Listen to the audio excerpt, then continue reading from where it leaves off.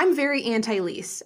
Just in general, I think that in today's market, leasing, it just very rarely makes a lot of sense. I understand that there is a tax play with leasing that kind of adds a whole another dimension to leasing that can possibly make it make sense. But I just think for leasing, you're putting so much money into the lease. And then at the end of the day, you don't really have anything to show for it. And so for me, leasing is in the majority of cases, it just doesn't make sense. And, there are exceptions like the EV tax credit can make sense with leasing businesses, but we'll kind of negate that. I'd like to welcome in Aubrey Janik. Aubrey has her own YouTube channel discussing all things autos. Aubrey helps people navigate the car market, but she also has an interesting way of making a bunch of money with her cars.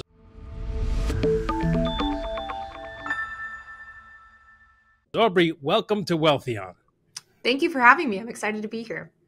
So just, let's start generally. What the heck is going on with the car market? It seems to have changed since I started driving, and I'm not going to tell you how many years ago that is, but the car market has definitely changed in recent years. Oh, yeah. I mean, it's changed, I would say, more in the last 4 to 5 years, and it probably had changed the prior 15 to 20 years. And it's just been a real night and day difference. And so kind of the long story short Cliff Notes version is that during the pandemic, due to a variety of factors, including, shortages, incentives, companies cutting back on production, there was not enough cars being produced for really kind of that 2020 to beginning of 2021 period of time. And as a result, that production shortage really came to a head in 2021, where, you heard about dealership lots being empty. People couldn't find cars. Cars were selling for a lot more than what they were worth. You could sell a used car for much higher than what you paid for it. And that really came to a head during that time in summer of 2021, specifically, almost exactly this same time in 2021. And it really continued up until about last year, where production just did not meet demand. And as a result, car prices were very, very high. And then in the last about year or so, maybe a little bit over a year, the car market has started to very slowly but surely level off. And now you are seeing higher inventory. I mean, inventory has increased. New car inventory specifically has increased 55% in May of 2024 compared to May of 2023. You're seeing these lower prices. But the problem is that dealerships really reacted to the lack of inventory a lot faster than they're reacting to the surplus of inventory. And so when in 2021, we saw prices skyrocket very quickly as a result of low inventory, and you're not seeing that dial switch back quite as quickly today. And so prices are still, I think, higher than they should be. Dealerships are still a bit unwilling to negotiate. It's very difficult to navigate the dealership process. And so we're really fighting the ramifications of what had happened back in 2021 through 2023.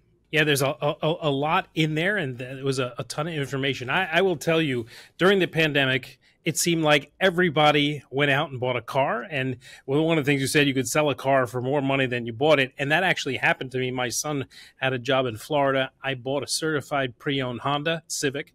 Awesome car. I just bought a second one for my other son, but we ended up selling it because he didn't need it anymore during the pandemic for more money than we bought it. So that was a great thing. But also during the pandemic, Aubrey, it seemed like everyone, like you said, went out and bought a car, because I had a part-time job that was about 100 miles from my house. It took me an hour and 40 minutes to get there and get home. And it started taking me 3.5 to 4 hours. So unfortunately, that was a lot of time for me to spend in the car. So I had to leave that job. But you're right. I think that, that was a time that was very strange for the market, and it's going to end up having to level off and, come back to earth a little bit. But I want to ask you about the car buying process. Now, it like you said, there's not a lot of negotiating. You seem to walk in, and like I said, I just bought a certified pre-owned. And when you walked in, they have an internet price that there's almost no negotiating on. You have to find, first of all, you have to find the perfect car, and then there's no negotiating on these cars anymore. So, they could have anybody selling a car because there's no salesmanship any longer. Oh, I mean, I could write a book on this topic, because it's something that Please do. I should. It's something that I put so much thought into, because it's so annoying. I think that the car industry, and specifically car sales, have become, it was already, truthfully, kind of a bad industry, like a bit skeezy. And it's become just so much more so over the last couple of years. And it's horrible. And so you have these discrepancies of, When you go into a dealership, not only are they not willing to negotiate, they're not transparent on pricing. They are kind of giving you the runaround. So many dealerships are offering, these packages that are required. I bought a Tesla back in April and I ended up buying it on Facebook Marketplace used. But before I went to Facebook Marketplace, I went to a local dealership that had the exact trim I wanted. They had the price. I was willing to buy it right then and there. And we walk in and the guy puts me to his desk. I was with my husband and he's like, hey, before we go and show you the car, I want to let you know that we require all of our buyers to buy this $2,500 like premier package, which includes all of this crap. And I just got up and left. I was like, this is ridiculous. And I left and I told him like, you wasted my time. This is ridiculous. And then I ended up leaving and I ended up buying one on Facebook. And I think that the unfortunate reality is that because people are still buying cars and because automakers are still making great profit, they haven't felt the need to change their dealership practices. And I do think until, their bottom line and their sales are hurt by these shady practices, they're not going to change. And so they're still kind of sticking to this skeezy approach that they took in 2021 because they had the power that even though this dynamic is shifting, they're not shifting back to how things were. Yeah, I went into a dealer and they wanted me to pay for a low jack that was in the car. And I said, well, I don't need it. And they said, well, you still have to pay a fee because it's in the car.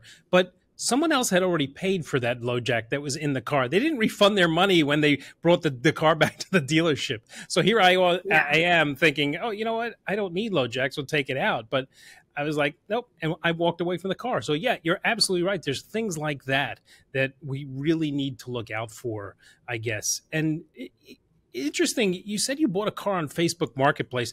I'm always a little nervous about doing that. Yeah. I did buy a car off Craigslist once, but it was a 2003. It was 6 years ago. I bought a 2003 BMW with very few miles on it. Mm-hmm. And I had a mechanic check it out. So how do you go about doing a Facebook Marketplace or a Craigslist or something like that, as opposed to going to a dealer and feeling like you really got your clothes ripped off?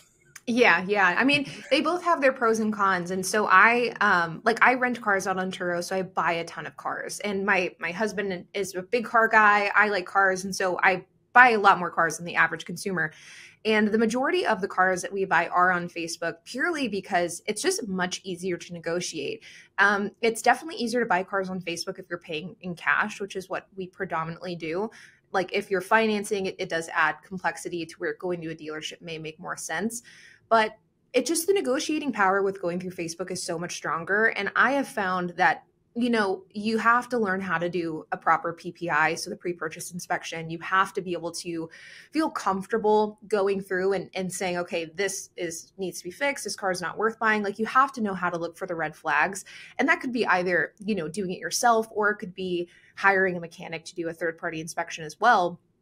Either way, knowing how to navigate that is incredibly important with Facebook because, there isn't those, even with dealerships, there's not a ton of safeguards, but there are more safeguards with like a CPO or even just a used car through a dealership than there would be through some random person on Facebook.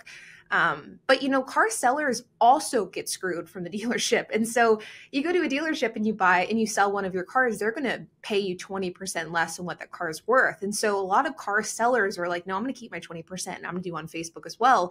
So I think a lot of people equate Facebook Marketplace to just not a good platform to buy cars from. And while that can be the case, it isn't automatically the case by default.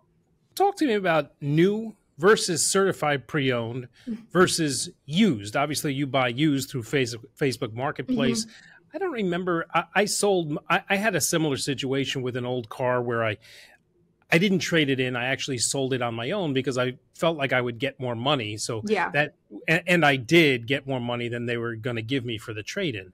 So, but talk to me about new versus used versus certified pre-owned. I was looking for a certified pre-owned only because I felt like it had a little bit more of a warranty. I bought a 2020 Honda Civic and they give you, it only has, I think, 17,000 miles on it. So you get that 100,000 mile guarantee. And so, and actually the one that I had bought for my older son had an air conditioning leak that they fixed for free because it was CPO. So talk to me about the difference between those things. So the big difference between CPO and, I guess I'll go in order of like new, CPO, and then used. So new is obviously going to be the most expensive. And I think that there's always this, I think wrong connotation with new cars where like, oh, we want a new car because it's going to be more reliable. It's going like we want reliability. And while I do think that new cars are inherently probably going to be a little bit more reliable right out of the gate just because they've never been used before, I think that this idea that like you can't get a reliable car that's used is just it's very false. And a lot of people, I think, get that wrong, especially non-car people. Like you hear oftentimes people say it of like, oh, well, my family gets rid of a car every 4 or 5 years because of reliability. And that just isn't the case. Up until I got my Tesla, my daily driver was a 97 4Runner that was and still is very bulletproof. So it all depends on the car and the maintenance. But with new cars, you have that aspect of, warranty, you have the reliability that people associate with it, but you have the massive depreciation that you're going to have as a result of that. And for that reason, I think in 98% of cases, getting a new car just simply doesn't financially make sense. Like you can put your wants into it and maybe justify it that way. But whenever we look at the numbers of the situation, new cars very, very rarely make sense. I think one of the exceptions, and there are a handful, but one of them would be like a Toyota 4Runner. Toyota 4Runners, they don't depreciate at all, really. They hold their value extremely well. If you really wanted a 4Runner, it could make sense to buy it new. But then we go into, the CPO and the used, which is, I think, the best case scenario is you buy a 3-year-old car that is already depreciated. You had somebody else absorb that cost and you come in and own it, and you can do so in a really, I think, financially sound manner. Now, the difference between CPO oftentimes is and it depends a little bit on manufacturer, but it comes down to the warranties that's offered, but then also like the reconditioning. And so with CPO, a car has to meet a certain set of standards for it to be certified pre-owned. And automakers actually kind of changed this a bit during the pandemic. Honda was one who kind of notoriously expanded their CPO offering. I don't actually know if they like limited it back. I need to check into that. But they made it so that I believe it might have been 10 years. Don't hold me to those exact numbers, but they changed their CPO to be significantly older than it was before as a way to accommodate to the changing car market. And so I do think that CPO in some ways has maybe lost its meaning a bit, just because of the fact that they are accepting older cars. And I think that this reconditioning that they say can be a little bit either misleading or maybe just not as important as they make it seem. I think especially with third-party warranties in account, like you can get warranty even on a regular used car. So, I think that CPO has merit for sure. I think that if you aren't a car person, going CPO can maybe provide you with that extra bit of just confidence going into the deal. But I personally wouldn't hesitate getting a non-CPO car, and I wouldn't advise somebody to not buy a non-CPO car either. I think that it just kind of depends on the deal. So you obviously are a seasoned professional in picking out the red flags and going out there and buying a just plain old used car. How does somebody educate themselves into those sort of things?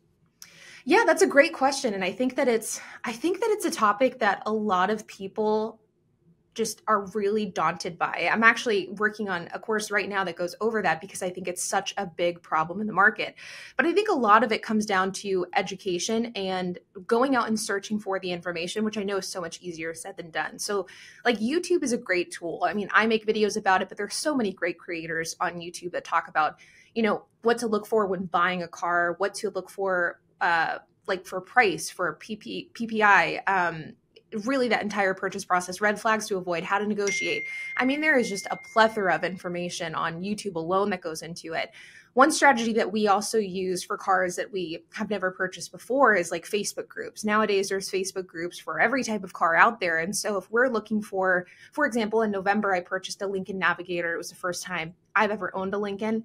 And so we went onto the Facebook groups and we asked owners what their thoughts are. We searched through the threads. We figured out, what are the common problems with this type of car? And we were able to kind of wean out which models we wanted, what we needed to look out for. So Facebook groups are a huge tool as well. And then I find kind of the third and probably the least valuable is these typical consumer reports type of things. So like Consumer Reports, Cars.com, KBB. But so often you're really going to learn just so much about talking to owners who either have driven the car or currently own the car as well. what am I looking out for when I walk into a dealership? I know that you obviously don't go into dealerships. I feel like I need to take a shower after I leave one.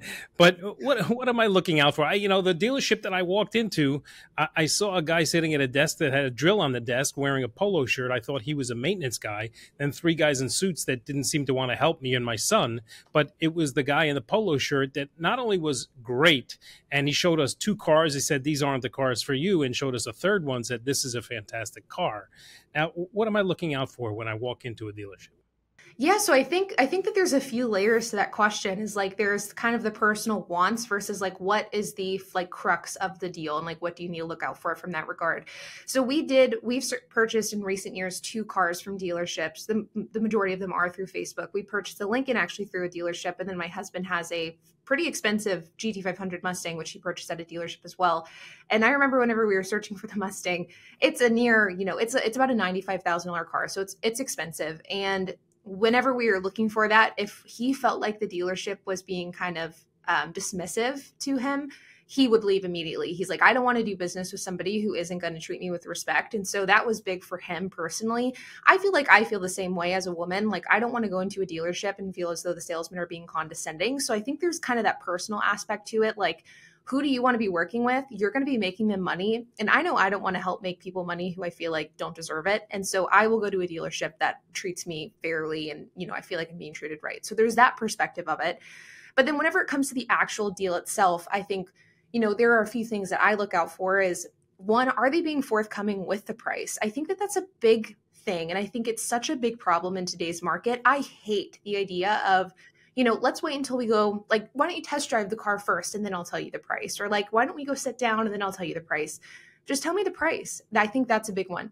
Willingness to negotiate is another. I'm not paying your advertised price. End of story. If you're unwilling to negotiate, even just a little bit, to me, it's just, you're not worth doing business with. I'll wait until a dealership is willing to do that. And I think that's one of the things that's so I think strange about this current car market is that there's so many dealerships that aren't willing to negotiate, like the ones that you mentioned earlier, but then there are a lot that are. And so to me, it's like, okay, I'm just not going to go to the ones that aren't willing to negotiate. Like, I'm not going to pay over just because you guys are stuck in your ways.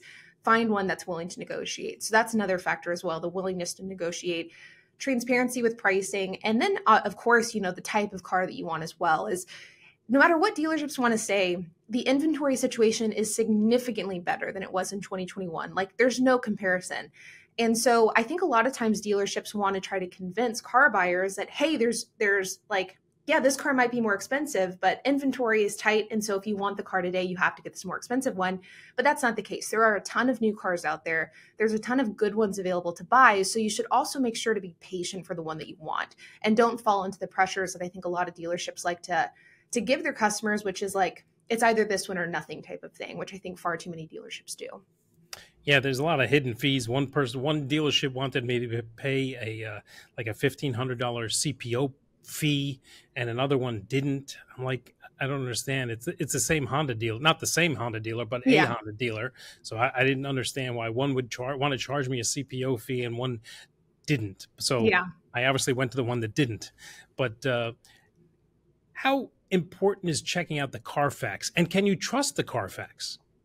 Oh, I mean, I think whenever it comes, I guess there's kind of 2 ways to answer the question is like, what are you doing with the car? If you are, there's a slew of issues that can come up with like having a rebuilt titled car that you maybe didn't know that was rebuilt. But I think if you're aware of that, possibly getting a rebuilt car may not be the worst thing ever. But I'm going to assume that anybody watching this doesn't want a rebuilt car, in which case checking the Carfax is incredibly important. I mean, this is even more so true whenever you're talking about Facebook sellers, because it's so much more common on Facebook than it is in dealerships. But you have, the issue of a total loss, rebuilt title, rolled back mileage, having more owners than they said it did. And while some of these issues may not be deal breakers, like if somebody tells me that a car is a 1-car owner and I check the Carfax and it's actually a 4-car owner, that probably isn't going to deter me from buying the car, depending on the car, but it certainly will affect negotiations. And I remember a couple of years ago, I went to go buy a car for Turo, and they had said that it had like 124,000 miles, and I checked and it had 240. Like, it was significantly higher than what they had said. And so like Turo aside, even if I was just buying that car for personal use, I'm paying significantly more for that car because I think it's a 125,000 mile car when in reality it's 240. And so Carfax is just so incredibly important to run. I think that everybody should do it if they're buying a car. And I think in general, Carfax is very reliable. I mean, they have the Carfax guarantee, which is, I think, a big plus. But then Carfax is also, I think, more than any other vehicle history report, it's viewed more as the standard. I mean, if you go on like the NHTSA website, even, which is like the national vehicle database for like recalls and issues with vehicles, you will find information that may not be depicted on a Carfax. But if you look at the Carfax, dealerships use Carfax, Turo uses Carfax. It's kind of viewed as like sort of like how like Band-Aid versus bandage, like how, or like jet ski versus like these things that we associate the brand with the item. I think Carfax is the same way. Like people view the Carfax as the vehicle history report, but in reality, the vehicle history report can be distributed by a lot of different companies. Carfax is just the one that's kind of most commonly known for it. And they are, in my opinion, the best and most reputable. As someone who buys a lot of cars, do you check out a vehicle history report before you purchase a car? 100%. Yeah, I'll do it before I even go to the car. Okay. Now, how reliable, you see all these cars.com, Carvana, CarMax. It's almost like buying a car without seeing it. They say they'll ship it to you. It shows up on a flatbed and, you know, it comes to your front door. How reliable are these type of places? So I think it can be a hit or a miss. And so I've purchased a couple of cars over the years, sight unseen. My husband's GT500 was one of them. And so was our Lincoln, actually. And I think, you know, with Carvana, they do have the guarantee. And so I think that Carvana, from a price perspective, I think you can find better deals. Like I wouldn't lean on Carvana as like the end all be all best deal provider.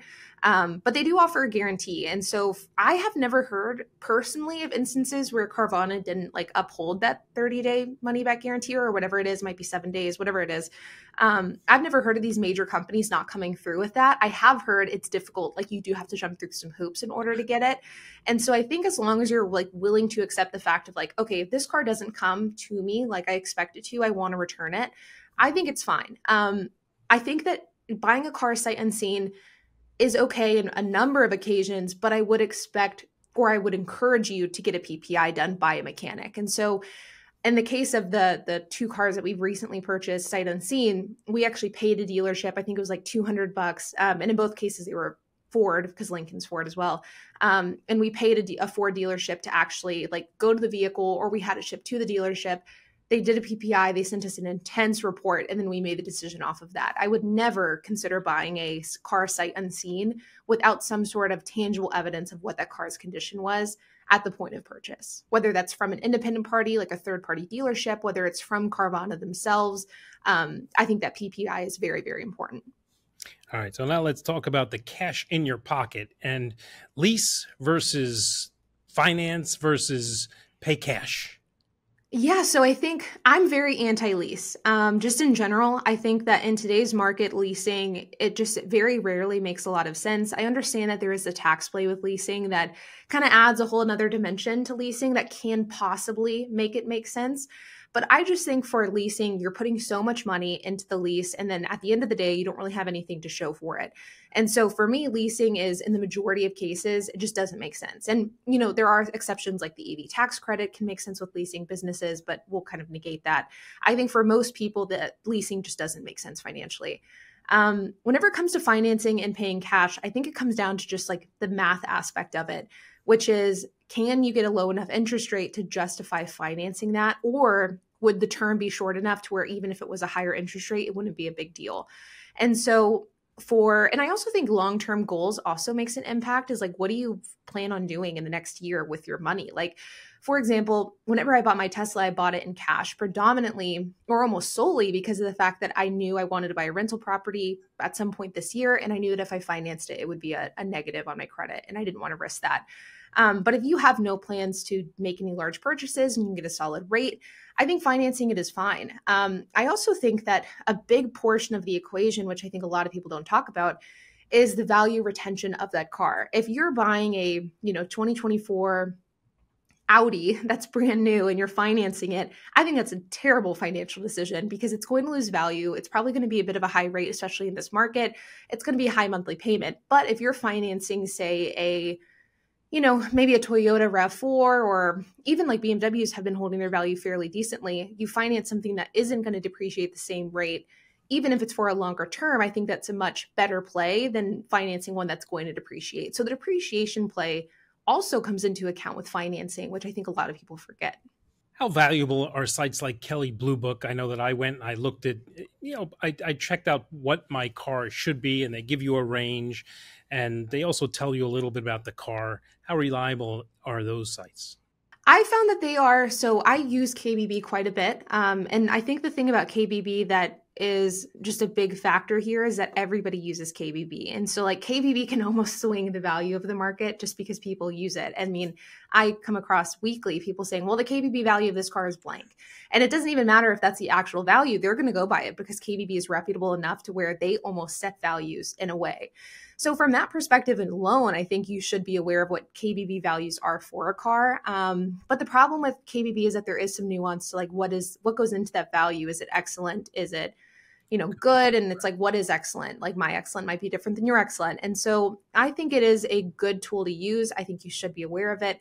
But I also think looking on Facebook Marketplace and cars.com, even if you're not going to buy a car in cars.com and Facebook Marketplace, looking at these third-party platforms and seeing what are these cars actually selling for, that's a big indicator as well. And so, for example, going back to kind of my Tesla purchase, is I knew going into my Tesla purchase that Teslas were being dropped in price left and right. I knew that the ones online weren't selling. They were being discounted. They were being, sitting at lots for weeks, if not months at a time. And so it didn't really matter that the KBB might have priced my car at 32. I knew that if somebody really wanted to move that car, they needed to be closer to 27 or 28. And so the way that I view KBB is it is one of the many tools that you absolutely should use. What are some of the others? I think kind of going back to what I mentioned earlier, I think Facebook Marketplace is a great one to see what people are pricing their cars at and what kind of cars are being listed. I really like cars.com. I think cars.com is a great one because on cars.com, if you click on the car and you scroll down, there's typically a graph that shows how long this car has been listed and how many price reductions it has had. And so that gives you some great insight as well. And then even looking at things like Car Gurus has a service called Car Gurus Used Vehicle Value Index. You can see how different listings have trended in the last 30, 60, and 90 days. And so those are kind of the top ones that I typically look at is KBB, cars.com, Facebook, and then Car Gurus. So you have a Tesla, an electric vehicle, and obviously you have some gas-powered cars. Yeah. Do you see the EV market really, it has taken off, but obviously you went through a dip. Do you see it picking back up again? I don't think it will ever be where it was. So I think like the days of, going through like back in 2022, Teslas were selling for more used than they were new. My brother-in-law had a Tesla Model Y during the pandemic. He ended up selling it for $5,000 more than what he bought it for a year after he bought it. So those days are over. I'm a strong believer of that. And I think that EVs probably will become a bit more in demand than what we're looking at today. Like, I don't think that people will get more confident with EVs. I feel confident about that. But the thing that I think will need to be taken into account is I do think that EVs, like the amount of them available will also increase. And so even if we see higher demand, we'll see higher inventory. And so you won't see the difference in the cost. And I think that they will always I think for the foreseeable future, I think EVs will continue to depreciate poorly. And I think as a result, it's going to bog down the entire market. And not only does it have to do with, consumer just being nervous about EVs, it's also going to have to do with the fact that EVs are still so new that they're changing so much over time. And they're just not going to hold their value as a result. I think long-term, plug-in hybrids are probably where the market is going to be trending. Toyota has been kind of touting that for a few years now. They've been very skeptical of EVs, and I'm in the camp of Toyota. I think that just for the foreseeable future, and I'm talking probably 10 to 20 years, I think that plug-in hybrids are just where people are going to feel more confident. Because even me, I love my Tesla. I've been incredibly impressed with my Tesla. I got it because I wanted to see what it was like buying an EV. But if I didn't have access to other gas cars, there's zero chance I would have bought an EV. So how many cars do you own right now? 33 total. All right. Talk to me about that. I know you have a unique way of making some money. And look, I've rented cars and I've seen Turo as one of the options. Yeah. I have not used it yet, so I'll be honest about that, but I know it's out there. So talk to me about how that works and 33 vehicles. I think I have three now, and I only drive one of them at a time. Obviously, my son has the other one, and one sits in a garage that I only use during the summertime. So talk to me about how you make money with Turo. Yeah, so my husband and I have a Turo fleet. And for people who aren't familiar with Turo, it's sort of like an Airbnb, but for cars. And so you rent out cars to people, they pay you, and then there's like a slew of other things that go along with it, but that's like a very summarized version. And so we own a fleet of, and amongst those 33 cars are also our personal cars as well. And so I think 29 is actually Turo cars. But the way that it works is you just like you have these vehicles and you rent them out. And if you've ever looked on Turo, you probably see that like there's a lot of different types of cars. You have people who kind of get the new sexy car, like the Cybertruck is a big one right now.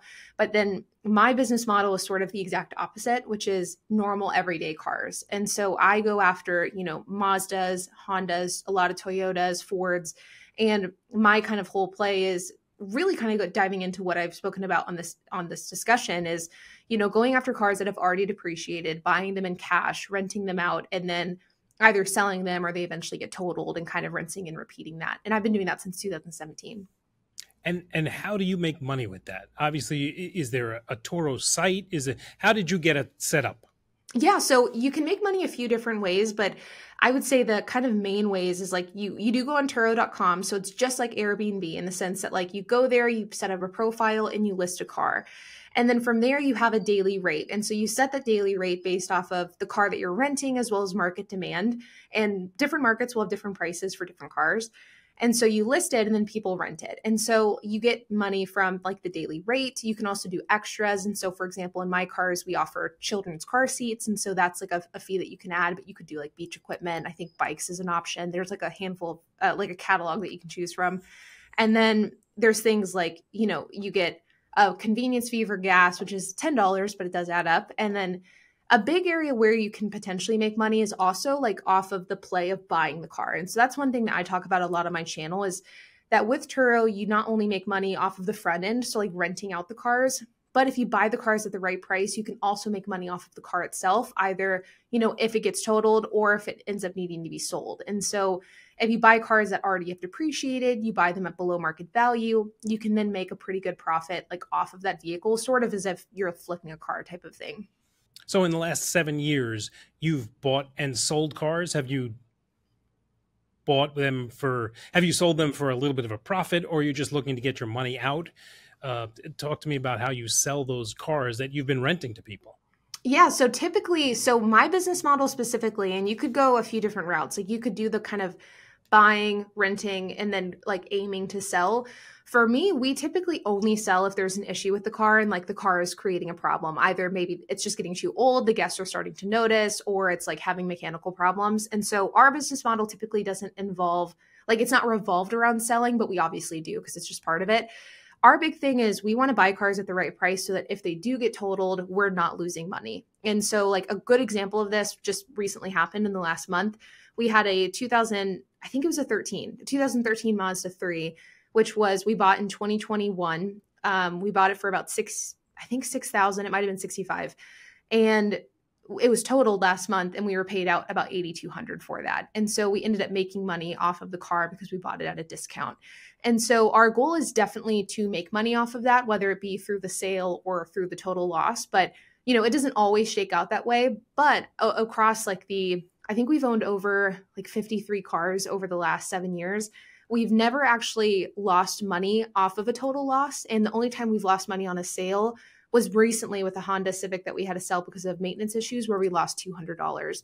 And so we do try to kind of limit that downside by just buying the right cars. And how often do the cars get rented out? Oh, I mean, constantly. And so right now, like as I'm recording this with you, we have one car here, like at my lot, and then all other ones are being rented. And then we will have like cars that are in repair and cars that are like needing maintenance done. And so to have just one car that's available, like that isn't being rented is, I would say, a bit rare. Like there's typically like 1 to 2 cars being repaired as well. But for the most part, I would say 90%, 90 to 95% of the fleet is rented out at any given time or is like being prepped for a next rental. So like there's obviously downtime between one rental and the other, but it might be that like a car gets returned this afternoon and then it goes out tomorrow afternoon. And so I would say quite a lot of our cars, the vast majority of them, are either in a state of being rented or in the state of being prepped for the next rental. And what is the overhead like with Turo? Obviously, you clearly make money doing this, but there has to be some. So besides the cost of the car, insurance, and maintenance, what other overhead is there? Yeah, so it depends a lot on the type of operation that you have. And so if you talk to 10 different Turo hosts, especially the large ones, you're going to get probably 10 different strategies of how these hosts manage their overhead. So there is like going to be parking, and a lot is going to be one, or like an office space. People oftentimes will either buy shops or they'll buy like a lot near the airport or rent one out. We actually have a different strategy because we're targeting local rentals with normal cars. We don't go after like airports as much. We do sometimes deliver to the airport, but we have our lot in a pretty residential area. And so we actually just rent 4 spaces in a commercial lot. And that's kind of the rotation that we have with our cars because our cars are so often rented. Those 4 spots are fine. So for us, overhead is actually really low because we do the work on the cars itself out of our house. And then we store them on a commercial lot it's $200 a month for the 4 spaces. And so for us, that works out well. But overhead with things like insurance and maintenance can be significant. And so that's where buying the right cars is super important, because if you were to buy a bunch of cars that break down a ton, you're going to be just in over your head with maintenance costs. It can get overwhelming. So it comes like all these different pieces of the puzzle have to come together in the right way to make sure that you can make money, because otherwise, insurance can get expensive. Overhead, maintenance and repairs can be a lot, if not being taken care of. You do have the parking. You also have the component of like staffing. So like, what is your business model to where you can limit your staffing? And Turo, like any business, is a game of, limiting that overhead. And if you let it get too far ahead of you, you're going to fail. And I've seen it happen to a lot of hosts over the years who just inflate their operational costs and then they end up drowning. And how do you go about insurance? Do you have to, it's clearly not regular insurance that you have to buy for this car. Yeah. So there's kind of 2 schools of thought, as you have like the gray area of insurance, and then you have like the proper way of doing it. Obviously, like with me having a public platform and having 33 cars, like I have commercial insurance. And so I go with a company called ABI, and they have like a Turo segment of their insurance arm called ABI.X, which is actually an insurance arm specifically designed for Turo hosts. So that's the route that I go down. And there's a few other offerings out there. It's actually been a real pain point for Turo hosts, the insurance route, because there's just not a lot of options. And so ABI is one. You can go like with traditional commercial insurance. One provider is GMI, which also offers insurance for Turo hosts. And then there's a new offering called Tent, which I've heard iffy things about. But then you do also have hosts who just insure on their personal policy and hope that their insurance company never finds out. Because Turo offers protection packages while the car is being rented, you do limit your downside by doing that. But of course, it's definitely a gray area, and there's a point where you're kind of being a bit too risky with it. And where do you advertise? Where do you let people know, hey, look, I've got a car for rent? Because I've seen it, and I can't remember if I've gone on Hotwire or other rental sites where I actually see a Turo car for rent. I've never gone that route, like I said, but I have seen it. Yeah. So whenever it comes to like those types of like third-party platforms where like you can actually click on it like a kayak or Hotwire type of thing, Turo actually is the one who does it for you. And so they're actually not advertising like a specific host car saying, hey, we're going to advertise Aubrey's car and kayak. It's just like the segment of vehicle. And then you can click on it and it'll take you to the right car. But for the most part, there's a few types of marketing that you can do. I'm a big proponent of like many platforms out there. I think YouTube being a great example of one. They are going to be the best advertiser for you. Like you can promote your YouTube video all you want, but like unless you're adhering to what YouTube views as like a good video, you're not going to be pushed. And it's the same thing with Turo. Like you can advertise as much as you want, but if you're not doing what Turo views as like a strong profile, you're not going to get as many bookings. And so I'm a big believer in making sure that your settings are advantageous to get as many as possible. So things like 1 hour advance notice, 3 hour trip buffer time, so the time between trips, being available as often as possible, limiting your calendar blocks. But I do know of hosts, and I've never personally done it just because I've never had to, but I do know of hosts who will go to like local shops and give them business cards, who will kind of network with local dealerships, places that may not have a, designated rental car like arm, and to say, hey, if your customers need a rental car, here's a route that you can go down, or going to like parts suppliers like O'Reilly's and AutoZone, those types of things. So can I go to the Turo website and see cars that are for rent? Yeah, for sure. So you go to Turo.com and then you type in your location, and then I believe you have to type in the time frame as well. And so you type in the time frame, your location, and then it'll pop up cars. Then you can also customize like what is the time that you want to pick up. Do you want to pick up at 9? Do you want to pick up at 6 a.m., midnight? And then it will give you different results based off of what your parameters are. Is there a difference between urban and rural rentals with Turo? I mean, not difference in price, but difference in size, I guess. For sure. I mean, just like any business, if you go into New York or in Dallas or LA, you're going to have a lot more population versus like the middle of Nebraska. And so there's going to be a different set of demand with that. I think it also depends on like what types of cars you're renting. So I'm a big believer, and I always tell people like you should know your market really well. Like I live in Dallas, and so I know the Dallas market like the back of my hand. I know what cars do well. I know what settings you need. I know the areas that my renters are coming from. I know it very, very well. But if you were to say like, hey, what exactly should I do in, Omaha to make it work? I wouldn't know the exact details, but I may have a good idea. And so in the case of like, let's use Denver as an example, like Denver, you would probably want to have 4-wheel drive. Like you probably wouldn't want to get a convertible. An SUV would be a good option. And then in Miami, like it's the exact opposite. You probably would want a convertible. And so it depends on who you're targeting, as well as where you live and like what the socioeconomic background of the people you're going to be renting to. It also is important as well. Like if you're in a lower income area, you probably don't want to rent like a $150 a day car. And so all of these pieces come into play for sure and have a heavy impact on, what cars and what the market's going to look like. Fascinating. So you can actually be a fleet owner like yourself and make a good chunk of money. Aubrey, thank you so much for joining me. This was extremely informative, both on the car buying side and how to make money with cars. I never imagined that it would be, I mean, you make it sound easy. I'm sure it's not that easy, but I'm sure it's, it's a ton of work, but you make it sound like it's not only work, but fun. So it's find the gems, if you will. Yeah, it's a great business. I mean, I like it, and I like the car market in general. I think that the car market's an interesting just segment of consumerism, and so I think that the entire thing is just fascinating to me. But thank you for having me. It was great to join you today. Tell me about your YouTube page and where we can find you on social media. Yeah, so I have a YouTube channel. I actually have two. I have a like informative desk style channel that takes place where I'm sitting now, and that's just under my name, Aubrey Janik. So youtube.com/Aubrey Janik.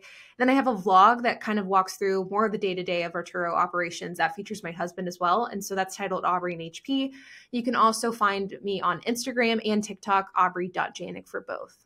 Well, thank you so much for joining us. It was a lot of fun, and hopefully we got some more Turo people or people that might be looking to build a fleet. I know I'm here in New York City, but we have viewers all over the world. So we'll hope that they give it a look and follow you as well. Awesome. Well, thank you so much for having me.